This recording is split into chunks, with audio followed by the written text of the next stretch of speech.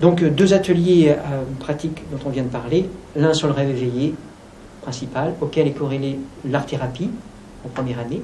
Troisième atelier pratique, très important celui-ci, et il est finalement la spécificité de la psychologie transpersonnelle. Comme l'a indiqué tout à l'heure Aruna, on considère qu'un être humain, ce n'est pas une machinerie chimique, ce n'est pas une mécanique.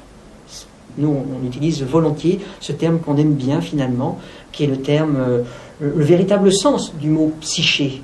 Quand on parle de psychologie, c'est la science de la psyché, mais psyché en grec, ça traduit le mot âme. Science de l'âme. On considère donc que l'être humain n'est pas une machine, mais est une âme spirituelle. Et donc, en tant que telle, c'est une âme qui possède diverses structures. On a parlé de la conscience, on a un petit peu évoqué tout à l'heure.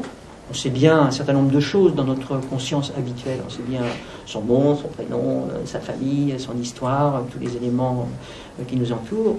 On devine qu'il y a un subconscient et on devine qu'il y a aussi des dimensions, on a appelé tout à l'heure, supérieures qui surgissent dans notre conscience par ce phénomène qu'on connaît tous, car on a évoqué aussi, qu'on appelle l'intuition, qui nous pousse, par exemple, comme le disait aussi Anna, à venir aujourd'hui écouter ce genre de choses, à être tenté peut-être par ce genre d'expérience, ou même dans nos situations de vie, l'intuition nous a conduit à choisir telle personne pour se marier, pour faire notre vie, ou bien au contraire nous a indiqué, nous a soufflé, finalement il vaudrait mieux ne pas s'engager dans telle ou telle relation. Tout le monde a eu contact avec son intuition? Oui. Mais c'est vrai on explorera. Juste une seconde, on peut confondre l'intuition avec l'instinct, qui est un niveau, lui, inférieur et qui peut beaucoup nous égarer. Et beaucoup d'individus confondent justement les instinctifs, qui en réalité renvoient à des projections subconscientes, avec l'intuition qui vient toujours vers le meilleur en fait de soi.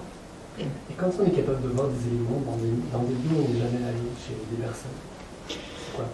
On parlera aussi de cela. Donc ça, c'est toute la dimension que je vais évoquer là maintenant. Donc on considère que l'âme humaine est une âme spirituelle qui ne se réduit pas à son corps matériel. L'âme elle-même est structurée.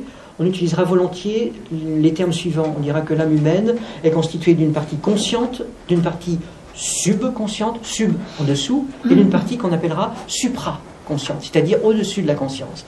Cette dimension supraconsciente est habituellement totalement ignorée dans les psychologies d'obédience ordinaire, que ce soit à l'université ou que ce soit les autres approches de la psychologie. C'est la dimension proprement spirituelle de l'âme humaine. Pour nous, on considère que c'est une réalité par rapport à laquelle chaque personne peut rentrer en contact, avec laquelle chaque personne peut rentrer en contact.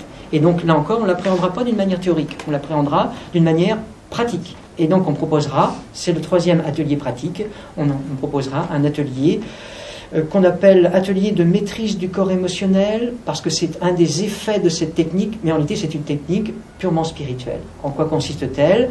Eh bien elle consiste à s'initier aux pratiques spirituelles traditionnelles. Vous savez que dans toutes les traditions spirituelles, on a développé des moyens pour rentrer en contact avec les dimensions supérieures de l'être humain, supra-humaines, supra-conscientes. Ces techniques ont été fort développées en Orient. Ce sont les techniques que l'on appelle de méditation. Nous-mêmes, nous avons été introduits à ces sagesses orientales, donc on connaît bien les pratiques méditatives et on les utilise dans cette formation-ci pour pouvoir permettre aux personnes de rentrer en contact vivant, concret, avec la meilleure partie d'elles-mêmes. Tout à l'heure, on parlait de la partie ombre de nous-mêmes, mais il y a la partie lumière aussi de nous-mêmes. Chaque personne possède un noyau de sagesse lumineux, qui est le meilleur d'elle-même, avec laquelle il est possible de rentrer en contact vivant. Et ce sont les techniques méditatives qui permettent d'établir ce contact-là. Et d'une certaine façon, ce sera l'exercice principal de notre formation. Parce que lorsque l'on parvient à établir un contact suffisamment stabilisé, suffisamment fiable avec cette partie lumineuse et profonde de nous-mêmes, alors on cesse d'être une âme égarée. Alors on cesse d'être perdu dans le monde. Alors on commence à avoir accès à chaque instant à ce qui est bon On commence à avoir accès à chaque instant à ce qui donne du sens à notre existence. On en a tous une prémonition, on pourrait dire. Eh bien, cette prémonition, on peut la développer. On peut la développer en utilisant des exercices qui permettent de s'entraîner à développer la conscience, qu'on appelle aussi parfois supérieure. Donc, troisième atelier, très important, atelier de rétablissement du lien naturel entre la conscience et la dimension supraconsciente. Et là encore, on le fera systématiquement en groupe. On refera à chacun de nos stages, chaque week-end, on prendra un temps pour faire ces expériences en groupe. C'est d'ailleurs un moment important même de le faire en groupe. Et un des exercices essentiels entre deux sessions de 2 stages, c'est de refaire cet exercice méditatif dont une des vertus majeures, c'est de nous permettre de reprendre une maîtrise progressive sur le corps émotionnel. Le fameux corps émotionnel qui nous trouble tout le temps. Et le corps émotionnel, on peut parvenir à l'apaiser, pas seulement en prenant des médicaments ou des substances extérieures, ou plus ou moins légales, mais on peut parvenir à le maîtriser vraiment. On parvient à le maîtriser vraiment au fur et à mesure qu'on parvient à reconnecter notre conscience au fond de notre âme, là où il y a cette partie stable, sage et saine. Quels que soient les aspects qui peuvent être problématiques de nous, il y a dans chaque âme humaine une partie déjà sage et déjà saine. C'est ça le principe de la thérapie en psychothérapie transpersonnelle. Permettre à une personne de retrouver la partie sage et saine qu'elle porte en elle. Vous allez d'abord le retrouver en vous-même, puis ensuite vous apprendrez aux personnes qui viendront vers vous à le retrouver aussi en elles-mêmes. C'est l'exercice principal. Celui-ci, il donne un effet certain si vous le pratiquez. Et la recommandation, autrefois on hésitait à le dire, mais la recommandation c'est essayer de le pratiquer tous les jours. Alors s'il y a vraiment quelque chose qui est à faire, c'est cet exercice. Et cet exercice, on peut le réduire, il y a diverses préparations, mais il se tient dans un format de 15 à 20 minutes. 15 à 20 minutes, voilà le travail qui est proposé. Celui-ci, il est central, il ne consiste pas, comme on disait tout à l'heure, à nouveau, le travail qui est proposé ici n'est pas un travail du tout d'érudition. C'est un travail d'ancrage et de connaissance par l'expérience directe de la psyché. Connaissance du subconscient, atelier d'art-thérapie, atelier de rêve éveillé, connaissance du supraconscient, atelier d'éveil de la conscience spirituelle.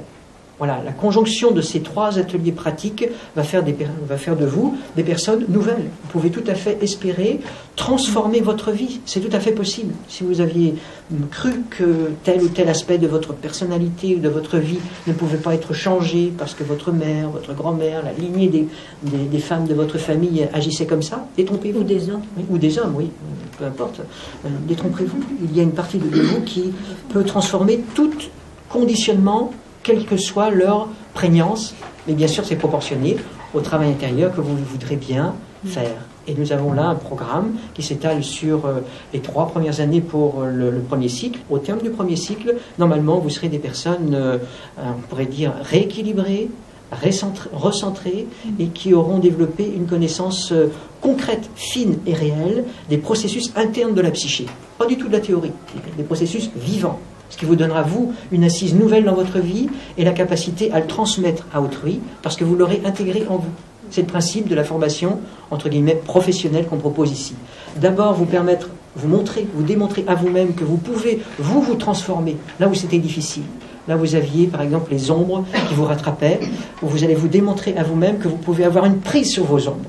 Et bien voilà la compétence. Ensuite, vous l'aurez parce que vous l'aurez fait sur vous. Une personne qui viendra vous trouver pour être aidée là où elle est aux prises avec ses émotions, vous saurez que c'est possible puisque vous l'aurez traversé. Et vous saurez l'accompagner dans les méandres qu'elle aura elle-même à rencontrer parce que vous l'aurez fait. Vous l'aurez fait d'une manière encadrée. C'est ce qu'on propose dans le premier cycle de notre formation avec ces ateliers pratiques qui constituent le cœur vivant. Et dans nos formations, ce sont des choses vraiment vivantes. Donc comme on l'a fait tout à l'heure, on propose l'expérience, puis ensuite les personnes qui veulent bien évoquent leur propre expérience personnelle, ce qui fait que tout le monde en profite, tout le monde voit ce que c'est qu'une psyché vivante. Là à nouveau, ce n'est pas de la théorie dans des livres compliqués à lire, non, vivant, direct. Et à partir de cela, on montre et on met en valeur les principes de fonctionnement de la psyché humaine. Et on les met non seulement en valeur au moment même et à partir des ateliers pratiques, mais pour accompagner ces 3 ateliers pratiques, on propose dans les 2 premières années, 2 cours théoriques qui accompagnent les 3 ateliers.